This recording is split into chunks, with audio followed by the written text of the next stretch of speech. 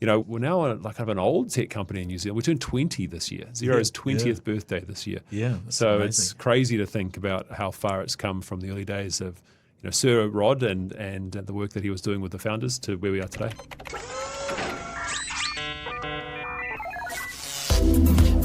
The New Zealand Tech Podcast, brought to you by Gorilla Technology, proactive and strategic IT. Greetings and welcome along to the New Zealand Tech Podcast. I'm your host, Paul Spain, and today we have James Bergin joining us from Xero. How are you, James? Paul, I'm great. Thanks very much for having me. Great to have you back on the show. It's been a minute. 7 or 8, maybe 8 years. I think so. I was looking back through the archives. I think 2018, was the last time I came along and had a chat. Yeah, well, great to have you back. I don't know if it was last time, but certainly previously you've been at ASB. You're now at Xero. Tell us a little bit about, where you fit into this big wide world of tech and what that role is that you do at Xero. Sure. So at Xero, I look after technology research and advocacy. I think I'm in running for one of the longest titles at Xero. It basically means I look at technology, I like to say, beyond the planning horizon. So where are things going out past sort of that 3-year strategy window where I think a lot of organizations look, and what can we do to shape the future that we prefer? And then the advocacy part is I get to spend time talking with accountants and bookkeepers and people in small business all around the world. It's definitely the highlight of the job. And just exploring what they're doing, the challenges that they're rising up to, and how Xero can help. Fantastic. Well, great to catch up again. Looking forward to delving in. We've got some local New Zealand news topics, some global ones, and definitely a chance to sort of delve into more of what's happening in your world and, For sure. and Xero. Of course, very big announcement over the last few days in terms of Xero and Anthropic, so looking forward to delving into that. But before we jump in, big thank you to our show partners, One New Zealand, 2 Degrees, Spark, Workday, Fortinet and Gorilla Technology. Really appreciative of their support. That keeps the show going, and for their broader contributions to the New Zealand tech and innovation ecosystems.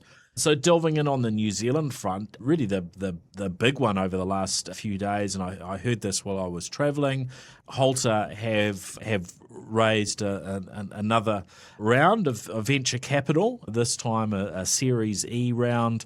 $377 million was the number that Halter have mentioned, or $220 million US, led by Peter Thiel's Founders Fund, and valuing Halter now at $2 billion US, or depending on which day you look at it, around the $3.5 billion New Zealand level, which is just astounding growth that we've seen from Halter. And I think now that puts it very, very high up any sort of rankings of agri-tech companies around the world. So incredible result there for Craig and the team at Halter. Definitely. I mean, they're such an awesome company as well. And it's one of those things where I'm sure it's fashionable for people now to say, I was a fan of Halter before they were cool, before they were a unicorn. I remember seeing them a number of years back in I think it was like an Ice House event, and just being really blown away about what a great way to take a thing which is something New Zealand has been known for, which is amazing agricultural technology, and then really solving a problem that is a global problem. Like, how do you manage large herds of cattle and other livestock, and all the fences that are involved? I was just so impressed with them, and so to see them getting this round of funding and seeing that kind of valuation is, rewards for some real ingenuity and hard work, no doubt. Yeah. Well, quite fascinating. And for those that aren't aware, the main thing that Halter known for is their smart collar that is basically worn by the cattle.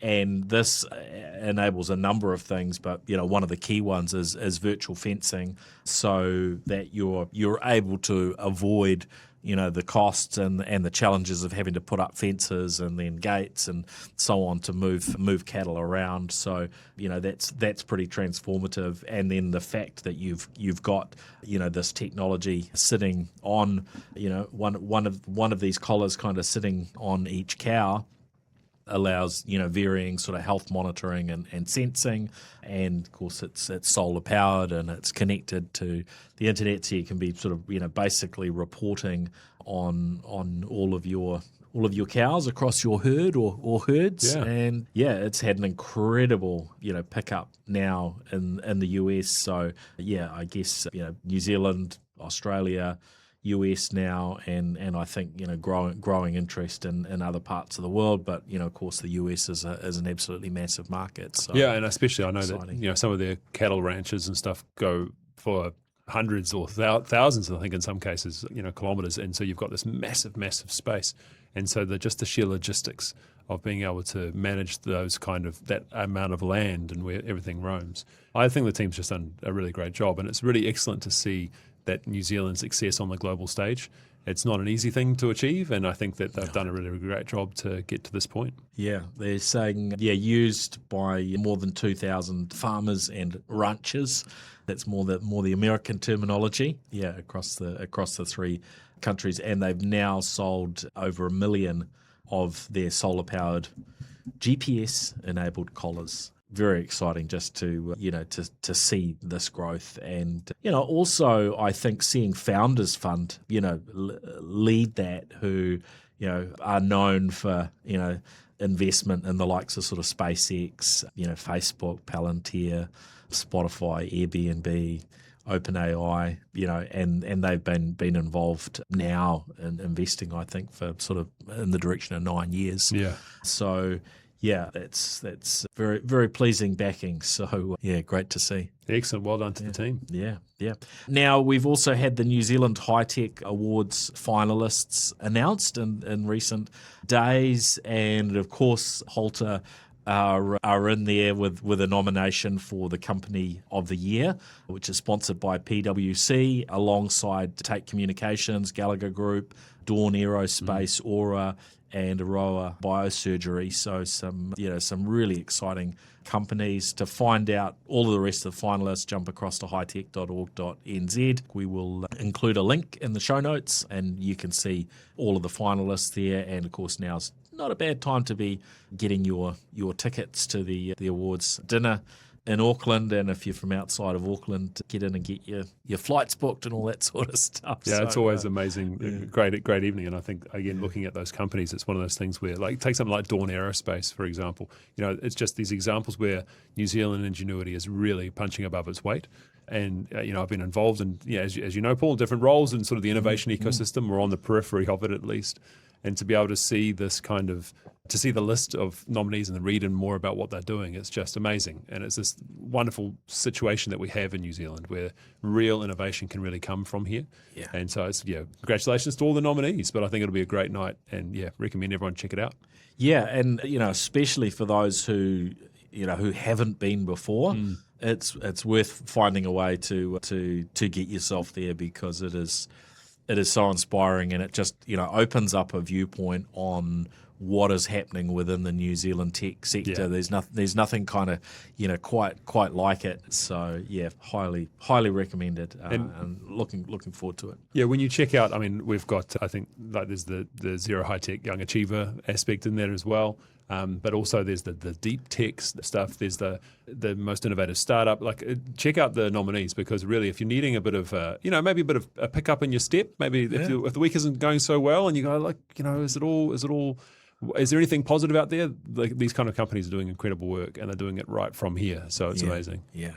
And for those that are kind of on, wondering around, investing and so on as well, it's a great place to see sort of, who's coming through.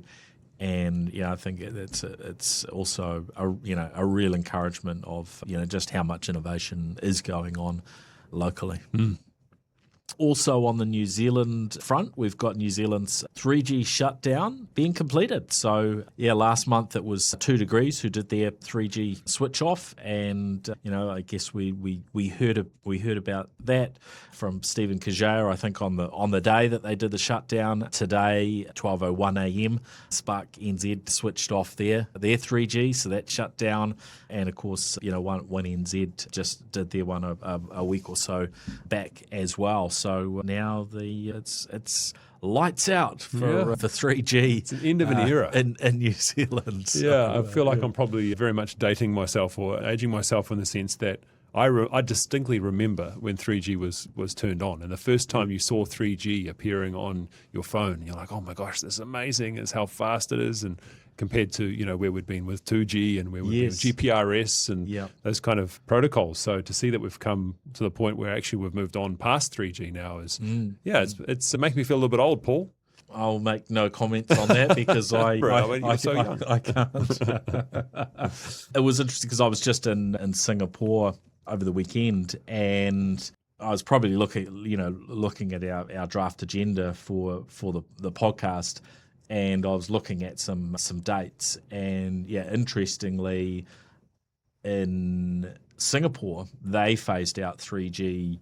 I think, at the front of the pack. So theirs was 2024. Oh, wow. Okay. So we're just kind of, catching up here. So, there's obviously, there's some pros and some cons. There will be some people that have been, caught out and their phone stopped working and they've had to go and get a new device. But, I think in the scheme of it, roughly every decade we see the next generation of mobile network come along, and although it's not perfectly aligned in terms of how they switch off, you could say roughly once a decade, generation of mobile has to turn off as well. And look, this is just part of the digital progress, and I guess there's another topic that we'll maybe come to a little bit later, to do with, if we manage to squeeze it in, to do with older devices that aren't supported, and some of the, there's some cybersecurity risks in there. So there probably is actually a little bit of a silver lining here to encouraging, some folks, although it's got a cost to it, to migrate to newer devices. And then also on the New Zealand front is, of course, the announcement that this week that we've had from the Xero side, which is a partnership between Xero and Anthropic, who are collaborating on real-time financial intelligence. And so I think we'll hold that discussion until we've finished up on the news items, and then kind of get your word what that means from a Xero perspective. I see there's been a bunch of commentary on that already from your chief product officer and technology officer and from CEO there as well. So something I think there's a fair bit of interest and excitement on. Yeah. Looking at the global news, big news really for Meta, and especially over the last week, really on the legal front. And I think this will be really of interest to a lot of parents and families, is, hey, have our social media companies been behaving appropriately? And according to US courts, maybe they haven't been operating appropriately. So, really interesting to see about these court cases. So the first one last week was Meta being told they have to pay $375 million US.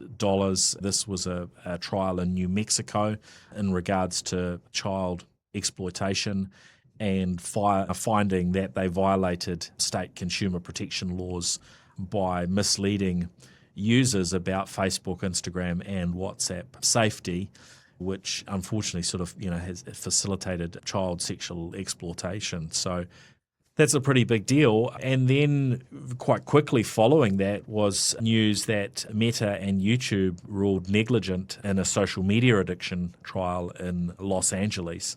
And although a much smaller amount of money, I think that was $6 million US, so about 10 million in New Zealand terms, these seem like quite landmark results, really. And the word is that there's around another 1,000 court cases that are lined up behind these. So it's not just kind of a little one-off, and there's going to be some pain from paying some bills, because these numbers are actually pretty small when you look at Meta's market cap, which has been in the range of sort of 1.2 to 1.4 trillion US. So 375 million, painful. 6 million, I mean, both of them in the broader scheme, not much. Although I did see a 10% drop in the share price. So if you put that into New Zealand dollar terms, heading towards $250 billion for a 10% drop there. So that a bit more painful. But as we see these things, they tend to bounce back. And also what we see is, a pushback. So these rulings are going to be, going to be challenged. Yeah. There's appeals in the works. But if there's 1,000 other cases coming behind them, you've got to imagine this is going to be a time of some rethinking when it comes to how the world looks at social media and video streaming platforms. I mean, I think you're absolutely right. I think there's a precedent there that's what they'll be wanting to explore and see what that means for the other cases that are coming up. It feels like almost the culmination of a shift, a societal acceptance or concern about some of the nature of these tools. And I think obviously it's about the content that's used on them. But when we look at, Australia passing legislation about under 16-year-olds in social media, the Before 16 group pushing for the same thing here in New Zealand and a number of other jurisdictions around the world, I think it's interesting to see where this lands around the nature of how these platforms have been constructed versus the content that's on them. I think that was the primary defence argument, was they were saying it's not the platforms, it's the content, which is the safe harbour provision that's so often used in the US. So it's a fascinating area to follow because for a while now it feels like the sentiment's been shifting a little bit more to the, hang on a second, are we over our skis a little bit on the use of social media, especially for young people, and what are some of the ramifications? It's not a clear-cut thing in the sense that there's benefits and costs both ways. There's trade-offs no matter which way you play it. So I think it's an area where, less about the money damages and more a matter of what does this mean around precedent and where do things go from here. But I'm with you, Paul. I don't think it's going to be an issue that's just going to disappear. Oh, well, that's those two cases done, and that's all we're going to talk about it. I think there'll be this is just the beginning, really. Yeah, and I guess what's interesting is this is really leaning into how the products are designed. Obviously, the content is a key part of the picture, but as you say, those in the US, there's always been the safe harbor protection of we don't have responsibility for user created content, but it's how the platform has been designed, and the arguments have been very much, hey, the platform has been designed to be addictive, hence the infinite scrolling, which we didn't used to have on, any form of the technology. You used to scroll through a few items and then you'd get a bit of a pause and you'd go to the next page. Do you remember there was a cartoon or there was a link that you could pass around to people where it says, you've reached the end of the internet. Okay, go outside and touch some grass. And it was like a kind of a joke image. But there was definitely, I remember reading a study that was talking about the reward mechanisms in the brain are built to reward you dopamine-wise when you see novelty. So if you think about, we're back in times when we're being hunted and if you can hear a rustling in the grass, then your brain goes, well done for hearing that rustling in the grass. So the research was pointing to the 6-second video thing and people just scrolling, and the brain, it had nothing to do with the content and everything to the fact it was new. The next thing was novelty. And so your brain was like wired to give you these dopamine hits.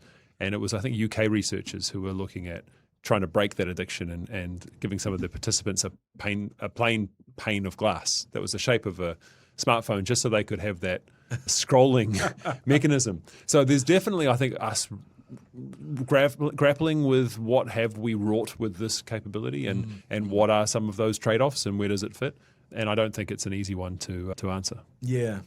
And one of the other aspects, as well as the scrolling, is the autoplay on videos. Yes, so and then looking at it from a young person's perspective whose brain prefrontal cortex hasn't fully developed, and the difference in the ability for someone younger to be able to necessarily be as wise at how they manage their time. I think most of us that are a bit older probably are not perfect on this front, and we fall for exactly these things. But we should be old enough and smart enough to maybe make good decisions. But that's not necessarily the case for our youngest folks. So it's fascinating to see, and I'm hopeful that as a society, we do get these things right. And, I mean, it's fascinating that it comes at a time when, as a country and varying other countries are very much closely looking at, well, what is the right approach to be able to control and legislate to solve some of these issues. But it's also an ongoing issue with technology, right? AI, you could argue in varying areas has similar types of challenges where it can be used for good and it can be used for bad. And what's the right way to manage that? Should it be legislated? Should it be through education? And usually these things tend to be a combination, right? No, I think it's that point around even when if we do go the wrong way, how do we course correct?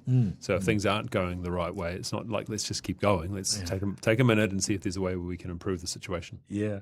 Now, also, I guess also crossing into the meta camp, I saw Gizmodo published an article, and that was focused on a comment that smart glasses companies are getting shamed into covering up the cameras. Now they talked at a particular vendor there who are launching the Inmo Go 3, and it has a camera cover now, and that's something that we haven't seen in smart glasses. Commonly, if we look back to the Google Glass days, and I think the wearers of Google Glass must be going back in the direction of a decade now. Must be. They were commonly called glass holes. So it wasn't really it wasn't something that really impressed people to see somebody wearing these glasses, and now Meta are facing a class action lawsuit alleging that their smart glasses have misled users around privacy protections, with claims that recordings and data collection were not, completely disclosed, and this has basically led to some pretty significant issues, shall we say? And delving into that, they had people reviewing content. And those people reviewing content were seeing anything that somebody might see while they're wearing their glasses, whether it's a set of glasses that have been taken off and left in a bathroom unattended while someone's having a shower, whatever's going on in there, through to things that might happen in a bedroom and so on, that would horrify people to know that this sort of content might end up being viewed by someone. So quite significant risks, I think, of this, and that's just without even dealing with individuals maybe wearing a personal, I guess you could categorize it in the bring your own device category, when folks are wearing these personal glasses and walking into a corporate meeting or any other situation that probably shouldn't be recorded on a personal device, but may end up getting captured and recorded and leaked and whatever else. Yeah, it's funny. We were saying before the show, like reminiscing about the Google Glass. There's an element for me about I was almost disappointed that the use case that had emerged, and I think ultimately was probably contributed to the demise, was the recording, the being able to take photos and videos. Whereas for me, it was always about the heads-up display. Like that's the sci-fi kind of futurist part that I'm like, that's what I want. I want the heads-up display. I don't care about recording. But I think there is this broader piece, and I think in the Reuters article was talking about the adjusting to social norms about recording. And I think that's something which is a reality, because we're all carrying devices that have microphones in them and they can capture things in 4K.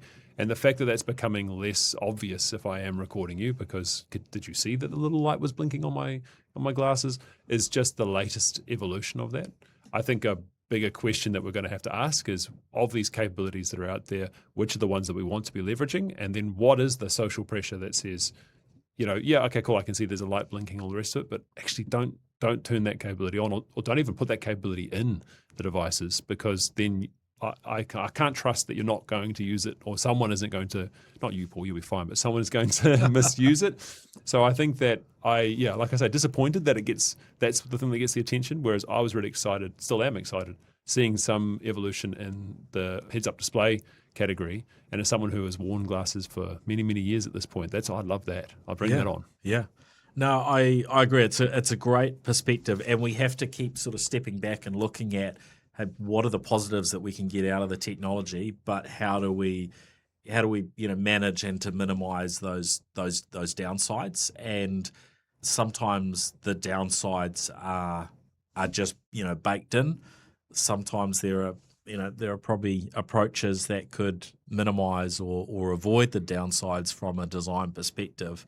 And I think there is a bit of a societal journey in some of these areas, and I think smart glasses are one of those areas where when we start hearing around these extreme scenarios of things being recorded that really shouldn't be, and then potentially getting seen by folks, you recognise maybe we do need some better limitations here, and if we if some of these use cases are legitimate, then you also get into questions around, well, who would we trust this sort of technology to? And I think we do see a bit of a move to even things like home surveillance cameras, to folks being much more comfortable with something where the storage is local. It's not sitting in the cloud where you might not know what happens. That said, sometimes with local storage,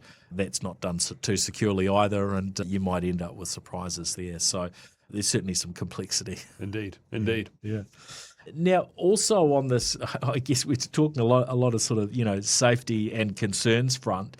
The BBC and others have been delving into risks around roadblocks. Now, this is a platform, probably, many parents think of as, this is this great platform that, keeps my youngster occupied for, depending on the age of your youngster. But I know, very popular in probably that 8 to 12-year-old age range, and some that would use it, well beyond that. But the BBC interviewed a developer who I think had worked for Roblox, and his commentary was basically that you should be monitoring your kids 24/7 if they're on the platform, and highlighting that the child safety measures on there don't go nearly far enough. And I think we've heard of some grooming and other sorts of things that sort of go on this platform, and it's not limited to Roblox. But I think it's important for us to be aware that these things that we think are, hey, this is a great safe platform for a youngster to be, it may not play out exactly as we expect in every case, unfortunately. Yeah, I think unfortunately is exactly the right word there. I think it's one of these things where, again, the technology comes with, all these technologies come with trade-offs. And I think the more explicitly we can steer into the trade-off and wrestle with it, the better. Obviously, with the case of Roblox, you've got this wild creativity, very, very wide remit for that. But then the downside to that is that some people will take that and use it in the wrong way. Realistically, monitoring your children 24/7 to be on something, I mean, there's screen time and there's other kind of restrictions you can put on phones, but everything is circumventable to a certain extent. Yeah. So I think it's probably more, for me, I sort of see this, like some of the other stories, as questions that are being posed to society at large for us to say, hey, okay, we've got this now. So this is not a theoretical question about, imagine if you had a world where you could create whatever you want. No, we have that. And we have, millions and millions of people using them. What do we want to do now? Where do we want to go from here? And I think that, oftentimes that is in the courts, or it's in the regulators and the legislators. But I think it actually just turns to us to a little bit more to go, well, hang on, do we want to shape this? Is this heading us towards the future that we like, or do we want to change the direction that we're going on? So, something like this, you can easily focus on the technical aspects. Well, age verification, well, let's talk about digital identity. Let's solve that particular problem. But I think many of them are symptoms of a wider problem, and the wider problem is actually a little bit harder to solve. So we like to fixate on the symptoms because they're a little bit easier to solve. Yeah, so true. Yeah, so I think it's sparking the right kind of conversations, and then hopefully we can, from there, move to a better place than where we are today. Yeah, and look, we have to recognise that issues that take place in a digital or an online context, they often mirror issues that are happening in Absolutely. broader society, Yeah. right? So, you're not going to solve all the issues in a digital context, just in the same way we're not going to solve all the Oh, come on, issues. Paul, why not? Solve all the problems. Solve all the problems. In a non-digital context, there are still going to be, people that are going to get run over by a bus, whatever it is. There are going to be these things, but great to be having I guess more visibility to these sorts of issues, so we can find a way forwards. A couple more things just on the international front to probably touch in on. Some risks around older phones. Now, this is not necessarily a new thing, because we probably, certainly listeners to the New Zealand Tech Podcast, would have a reasonable understanding that whatever technology you have, you should keep it updated and patched to stay secure. And if you've got an older device that can't be updated and patched, then you're potentially exposing whatever is on that device in terms of accounts and other bits and pieces to compromise. But this latest news that there's been this exploit kit that has been put out online and available for anyone to download from GitHub, that puts, I saw one figure saying maybe 20 to 25% of iPhones and iPads, potentially being vulnerable to this particular attack, that just requires somebody to visit a compromised website, and then the hacker could be gaining access to things like passwords and contacts and other information that's sitting on their device. So it's a real reminder of keeping current with things. In this case, really pleasing that Apple have pushed out patches for older versions of their operating systems that they may not normally be getting updates. So that helps. But I've also talked to some people that are like, I don't trust the company with their updates, so I'm not, I don't take updates anymore on an older device or what have you. So, I think we need to recognise the importance of keeping devices current and secured, and being aware that whatever you put on a device, there is some chance that it could get compromised. Yeah, definitely. I think the Dark Sword, which is the name of the malware kit, I think it's something which reminds, especially when something like this is so widely available, so put on GitHub and easily accessible. It's not like you're having to trawl through the dark web to try and get access to this. But I think it's a good reminder that we were talking before about trade-offs. The reality of the convenience that we have with these digital devices through our life, the trade-off is that you have to maintain them, and that does mean patching. And oftentimes, and I would expect, especially for listeners of this podcast, it disproportionately falls on people who have got a technology background to be the tech support of their less technically enabled family and friends.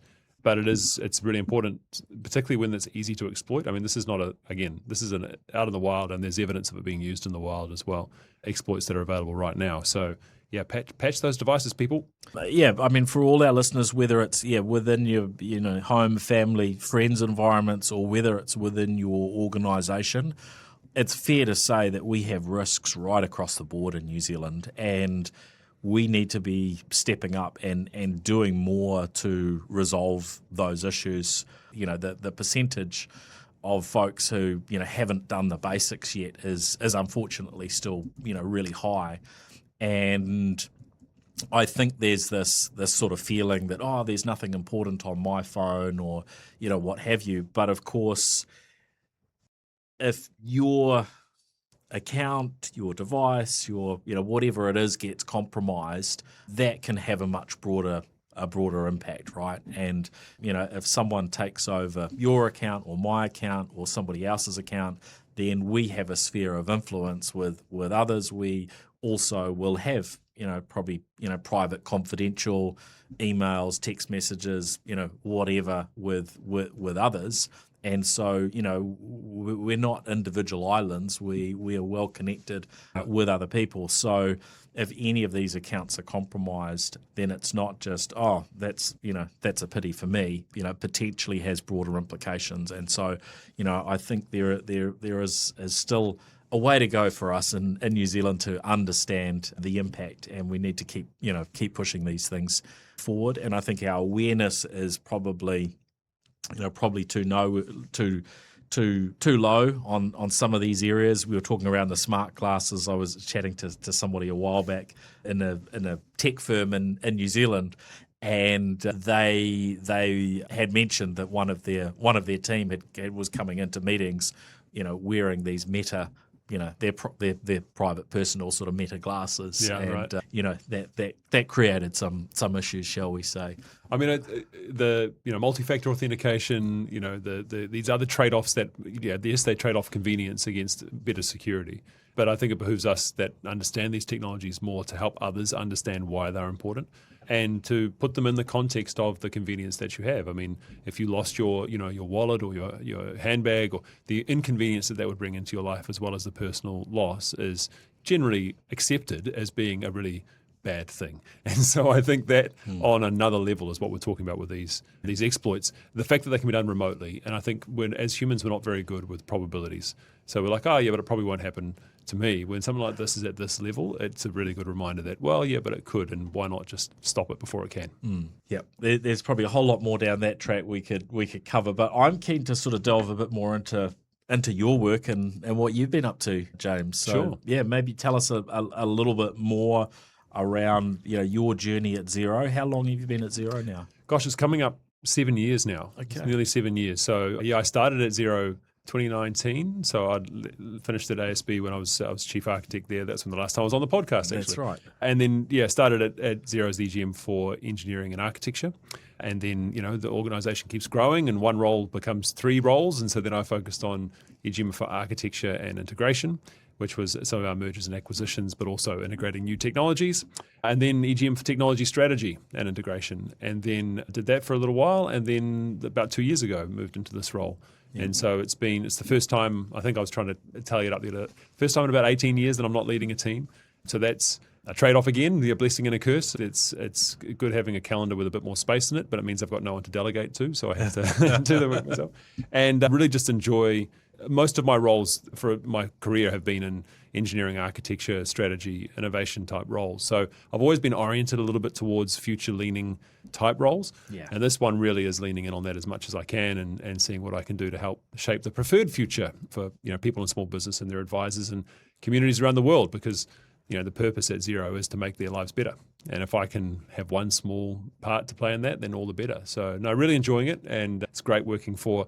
We're now like kind of an old tech company in New Zealand. We turned 20 this year. Xero's 20th birthday this year. Yeah, so amazing. It's crazy to think about how far it's come from the early days of Sir Rod and the work that he was doing with the founders to where we are today.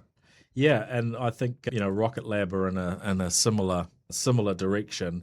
And, there's probably 2 sides to that. On one side, it's like, there must be some aspects of the technology that are maybe getting a little bit older. On the other side, with the sort of scale and so on, it allows you to do all sorts of things that wouldn't have been possible even 5 or so years ago, as Xero has really grown from, I guess, an entity that was always growing very, very quickly, but wasn't a profitable entity. I guess, Amazon been through sort of similar things in their journey to where Xero is doing pretty well out there. Yeah, and I mean, I think it's pretty incredible. That's why, I mean, for me, I feel very, very lucky and honoured to have this role, and I think it comes from a desire, particularly in New Zealand, our home heritage market, and in Australia, just next door, where because we've been part of that ecosystem for so long, there are questions that people are asking us about, not just the great stuff we're doing in our product and the announcements we're making there, but also what's happening beyond that? Like, what's happening for the future of the profession, for people who are accountants or bookkeepers? What's happening for the future of small business? Like, Xero, you've kind of got an eye on this. And so for me to find myself in that point is a really, really great job. Yeah. Well, those were things I was kind of keen to delve into, a little bit. Let's delve a little bit into the Xero and Anthropic announcement, and then, keen to hear a little bit more on your view on where things are headed. Yeah, so we announced that we're doing a multi-year partnership with Anthropic, which is really exciting because it's an opportunity for us to use Anthropic's capabilities inside of the Xero product and platform, but also to allow people to use their Xero capabilities inside of Anthropic. And it's something which we sort of think about how we provide the best insights. We talk about being the most trusted and insightful small business platform. That's our vision. So how do we do that wherever people are doing work, and how do we meet them where they are with the best possible insights? And really, it's along this concept that we've been talking about recently about accountable intelligence. How do we ensure that we're providing the right insights at the right time and doing that in a way which is explainable and you can see how our tools and technologies have reached the conclusions that they have, and then empowering particularly the trusted advisors, which is what accountants and bookkeepers are for so many people in small business, to really help them, grow and achieve and do great things. So it's exciting. It's an exciting partnership that the team Dino has been working very hard on, and it's exciting to see where it goes from here. And tell us about, why Anthropic? I think a lot of it was just looking. We have a model where we sort of assess the different capabilities that are available in the market and which are the ones that make the most sense and align with what we're trying to do at the time. And I think that would have been that what the team would have been assessing when they were sort of weighing things up. Yeah, it certainly looks like a really smart move. And yeah, I guess there's that aspect of Xero in New Zealand. We kind of take Xero for granted. Like it's like, oh yeah, we've got Xero. Yep, Kiwi found a company with still a very big chunk of the Xero team being here in New Zealand. But I mean, this is a really significant announcement in terms of when are people going to sort of see Xero changing with this partnership? I think it's starting to come online, and obviously as we're leading towards our XeroCon events, which will be in the middle of the year, there'll obviously be more announcements there around timing and when capabilities come online. Yeah. But you're right in the sense that I don't know about taking Xero for granted, but there's a part around we've got over 4.5 million customers globally now. We're used in over 180 different countries, and it's. I have to kind of check myself on that every now and then and kind of go, wow, it's not just like a little startup anymore. When the team were talking about, hey, it's 20 years this year. Yeah, there was a lot of like, woof, yeah, wow, it really is. So that nature of we take our role in the ecosystem very, very seriously. We take the trust that's been built in our platform and built in the relationships that we've been able to build. We take that very seriously. And so we look at partnerships like this and other things that we do to try and extend and enhance that, trust and insight. Yeah, it fascinates me. And we had, I've had varying discussions. We did a podcast with one company that were like, oh, we're like Xero, but we're all in on AI and AI insights. And, very interesting to sort of see the newer companies come through to look at Xero, which, now is a behemoth and to at times sort of wonder and think, oh, is Xero still an innovative company? And I think when you look at a company that's sort of very new, you're seeing all the new features and things get built out that need to get built out. There's a degree to where Xero's kind of done most of that building out over the last 20 years. But of course, we all have our things that we were like, oh, why doesn't Xero have this? Why doesn't Xero have that? And so there are those sort of aspects that I think, some people look at and go, what's Xero up to? But this is certainly, one that I think a lot of those who use Xero will be very, pleased with. And, I think it's a really strong move. Yeah. I hope people are pleased with it as well. I think as we started down that path, even when we launched JAX, which is Just Ask Xero, which was our kind of foray into generative AI anyway, because I like to point out, the story with AI and Xero goes almost right back to the beginning.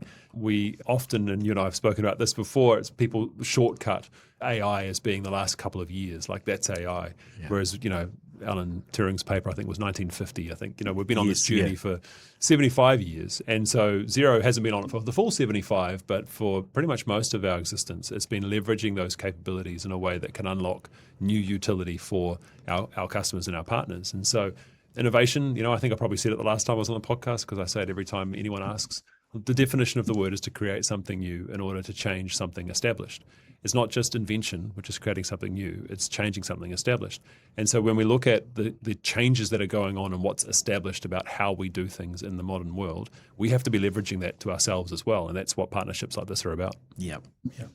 It's going to be really an interesting one to sort of experience and see how Xero evolves in this way and opening it up to everyone, I think is really exciting. An accountant I was speaking to a while back was telling me how he was able to extract data out of Xero and put it into Claude, and just how amazing it was in terms of being able to create some of the reports that might have taken one of his team members a fairly chunky amount of hours to do, and just how well Claude was managing that. So.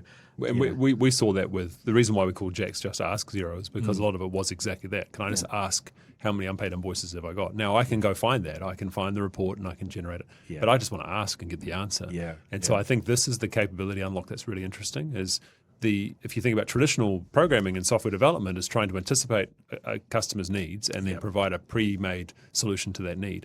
And sometimes you hit the mark exactly right, and sometimes you're a little bit off. Or people, I wish it could do A, B, or C. Yeah. And so I think that's what's fascinating to see for our incredible product and tech engineering teams, how they're leveraging these tools to enable them to hit more and more of those requirements.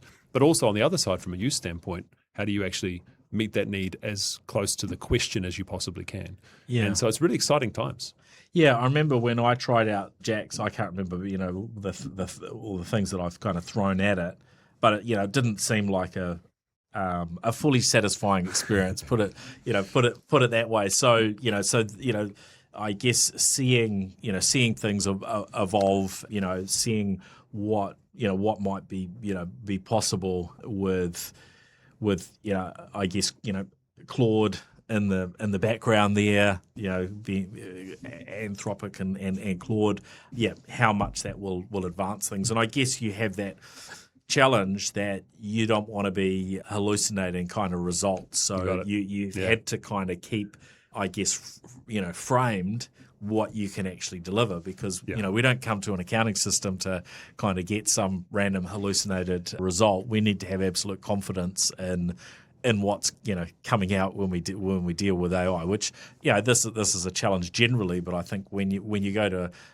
a system of record like Xero, you can't have it sort of spitting out some random thing that's telling you that the a non-existent or a wrong client kind of owes you money, or giving you advice that's actually going to tank your business rather than help it to the accuracy is non-negotiable, I think is the way we phrase it. And I remember when Jax first launched, this is going back a couple of years now, and Jax Assure, which was our control platform behind the scenes that would kind of constrain what Jax could actually do. It meant that Jax was not very good if you asked for a cooking recipe, but very good if you asked about what invoices were, because it was grounded in that context. I'm not sure I tried it on the recipes front. Yeah. And I think that as the team and as these capabilities have gone leaps and bounds, I was going to say every year, but it's actually not every quarter or every month. It's like week by week these new capabilities come on board. Yeah. Something like this, like the Anthropic partnership, enables us to unlock that next level of capability while still keeping things grounded in that system of record that we have become. And even in that, I like the team we were talking about it the other day, and they were saying it's really more about evolving from being a system of record to like a system of action. So how do we start to enable more of the right kind of actions to be taken with the right kind of insight at the right time? And the ability to serve more of those needs than ever before is basically us seeing what people in small business are seeing, that these technologies enable you to do more. They augment your capabilities to deliver. And that's a great thing. So in addition to insights, what sort of actions would you expect to see most small businesses being able to have the platform sort of do on their behalf? Because there's a little bit of a balance, right, in terms of how much do you hand over to get the technology to do for you, and how much do you want very close oversight on? Yeah, so I think that while we look at the partnership being announced this week, obviously we don't have a specific timeline yet on when things come online, but the team are always looking at it through that lens of where does it make the most sense to leverage any capability that we have online. And so if I take an example inside of where we are today, something like automated bank reconciliation. So the early days of Xero, that was the real killer feature, was you could make bank reconciliation, not painful. In fact, it could almost be a little bit fun. You could complete things and get through them. And we've continued to enhance that with more and more machine learning as things have gone along. Now you get to a point where with automated bank rec, it'll turn around and say, here, I've had a go at pretty much doing the whole lot for you. And this is where the accountable piece comes in. Let me explain why I've reached this conclusion. This one's off previous behavior, or this one's off a rule you said, or this one's off a prediction, but I might have got it wrong. And so it's going through and being able to see the actions being taken place. I didn't need to go through and click OK 200 times. And instead I can look through and go, I'll just correct that one. I'll just adjust that one. And here we go. So I've found that when I use the product myself day to day, I'm like, this is great. It's done an action for me, but it's still leaving me in control, right? I'm the one who can still go through and check and then hit the final OK. So how do you use it? Have you got a sort of a small business or something that also for like I just like to use the product. So for family, family reconciliation of bank statements and things like that, I was using a very old version of Microsoft Money. If you want to go back, like I think they sunset it in 2005. And there was an element of, when I started at Xero, I'll avail myself of our own product and see what we use it for. So if it's sort of family affairs and things like that, and little businesses here and there, little side hustles. Yeah, cool. No, that's good, because I think there's a lot to be said for, what's the term, eating your own dog food, drinking your own champagne. That's right. Whatever terminology you want to use. And I think it's because the geek in me, the architect in me, the technologist in me wants to understand the tech and understand what it's capable of. That really much drives my philosophy around how we approach even things like futures thinking, right? So we were talking before the show about strategic foresight, which is that's the term I really like for thinking about the future, because it's trying to look at the future in a way as something that you can shape. Yeah. And if you're going to shape it, you really need to understand what the capabilities are right now, as well as the capabilities that are potentially coming online. And then how do you stitch those two things together into a future that you prefer? And so that's been my more recent realization of justifying why over the years I've always been tinkering and having the labs and all having the different tech, is to understand what it can all do. Yep. In terms of your view on Xero's role within New Zealand, we have this challenge. It's a long-standing challenge from a productivity perspective. What do you think Xero's role is in kind of helping us make New Zealand more productive? Yeah, I was actually watching another podcast with Sir Rod was on there, and he was being asked a similar sort of question, and he had some really great thoughts based on the work he's been doing and his philanthropy and the work he's been doing in Queenstown. But what I loved about what he was saying, and I was reading online recently, Bo and Pan and a few others who have come back to New Zealand and are like, the productivity challenge, like how do we just make it amazing? And I think one of the things that Xero has been able to do is to contribute to that, both in the sense of helping small businesses have more time and being able to then deploy that time where they want to deploy it, which is something that I think everyone I've ever met in small business would wish they had more time and have more available. So there's like a direct intervention there, which is the more we can enable small businesses and the productive parts of the economy to have more time to be more productive, win. Beyond that, though, there's a whole ecosystem that is built on and around Xero, and being built by people Xero alumni, who have gone and done their own things as well. And so I think New Zealand, Rod was referring to a phrase that I think it's either he who coined it or Craig Hudson, our former country manager, who said, we're just a small set of rocks in the South Pacific. Yet we've been able to achieve some of these incredible things when we set our minds to it. And so I think Xero can offer both a proof point of that, which can be inspiring to the next generation coming through, as well as have the more direct kind of interventions and powering of the ecosystem itself. But it's really quite impressive what the country's been able to achieve and what Kiwis can do. So let's do more of that.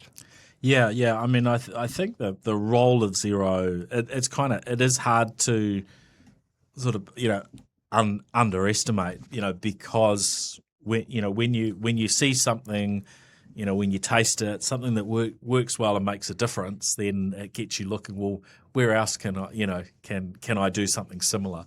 And there's certainly, obviously been, you talk about alumni and so on, people have come out in Xero and varying things. And the good things that we've seen in Xero have inspired a lot. So I'm certainly looking forward and hoping that sort of the next generation of what Xero can do will be pretty cutting edge and help inspiring more good things ahead. Anything else that you want to add before we finish up? I think we've sort of covered most of it. I think it's an exciting time. I think with a lot of these technologies, for those of us who have been in the technology game, if you want to call it that, for a long time, I remember 4 years ago, all I was being asked about was, blockchain and NFTs and cryptocurrency. And Yeah. 3 years ago, all I was being asked about was the metaverse, And then 2 years ago, this sort of people started asking about AI again. And then the last year, it's really been about agents. And I don't know, next year it might be robots, and then we'll get into quantum computing. The technology keeps moving and shifting and changing. But I keep coming back to, it's a great opportunity for all of us, all of your listeners and people who are in the tech community in New Zealand to really go, hey, this is a fascinating, amazing time that we're in right now. What do we want to do? What do we want to do to shape the future into a way that we prefer? And so I'll do whatever I can to do that with the team at Xero. But I think more broadly in the community, it's just a great time to really lean in and help our friends, family, colleagues who maybe aren't as technically literate to be able to say, hey, here's the opportunity. Yes, there's a lot of questions, and I understand and I can see where some of the fear is coming from, but hey, look at the opportunity. Let's go after this. Yeah, plenty of opportunity, and look, great to catch up, and I think to take a bit of inspiration from Xero and from your insights. So yeah, thanks for joining me back on the New Zealand Tech Podcast, James. A real pleasure, Paul. I'll try to make it sooner than 6 years before the next time, or 8 years before the next time. Yeah. No, I appreciate it. Thanks everyone for listening in. Of course, a big thank you to Fortinet, Workday, Spark, 2 Degrees, 1NZ, and Gorilla Technology also for their ongoing support of the show. If you've been listening in to the audio, make sure you're following us also on the video platforms, and if you've been catching some of our video, make sure you're following us there on the audio front as well. That's us, and we'll look forward to catching everybody again next week. All right, see ya. The New Zealand Tech Podcast, brought to you by Gorilla Technology, proactive and strategic IT.